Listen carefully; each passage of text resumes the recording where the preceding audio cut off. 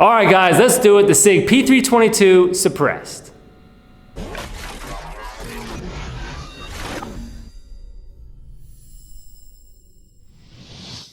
All right, guys, so I'm down at TSS again today because I got one of these on the range and I got the SIG suppressor on there as well.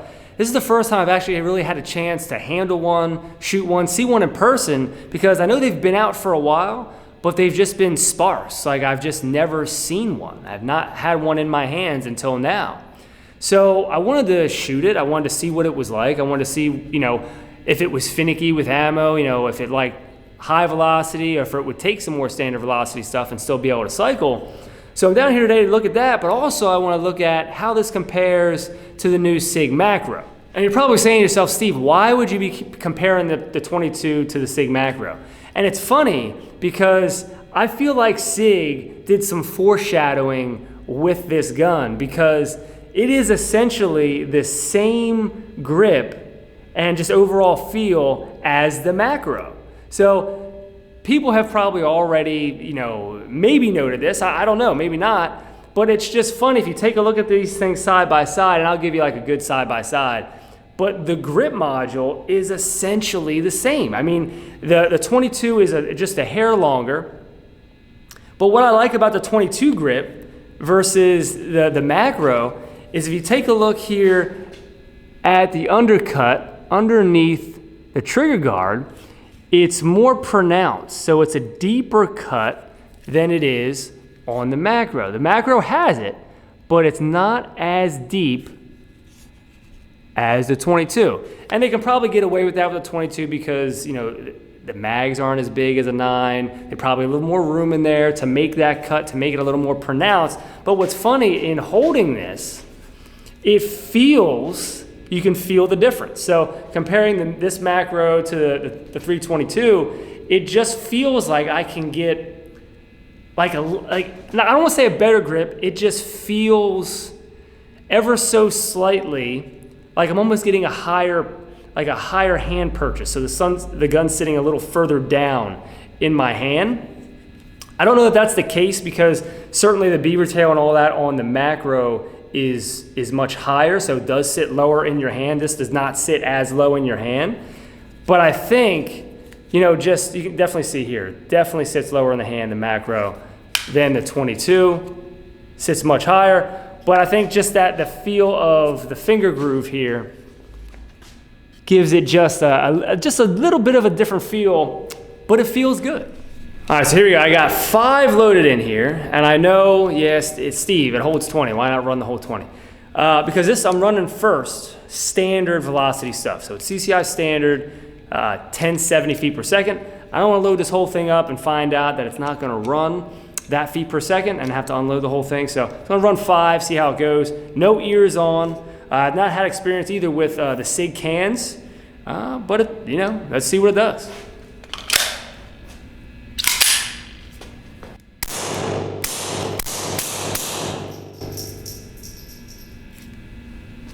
All right, so the good thing is, so far it seems like standard velocity stuff runs on this. So that's great. So especially running with the can, you don't have to worry about running really hot stuff to really diminish the effects you're getting from the can, because obviously the lower feet per second you're running, the less sound signature you're gonna get from the can. It's the way it is. So the lower, the better. If you're gonna run a can, if it'll cycle, great. So I really don't feel like I need to go up any higher, because all it's gonna happen is it's gonna make it louder. I don't really need to do that. All right, this time got the full 20 in. It is worth noting that even with the pull tabs, when it got down to like 18, 19, 20, it was a little more difficult to get those last couple in, even with the tabs. So, not horrible, but it is what it is. So let's run and see how it goes.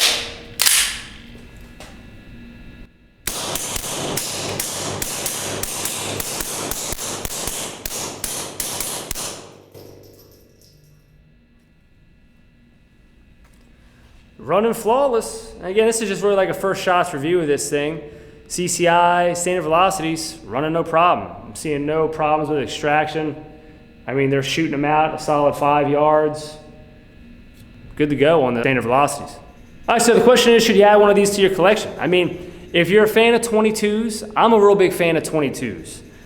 Just because, historically, maybe not so much now, but it has always been much cheaper to shoot, just have some fun with.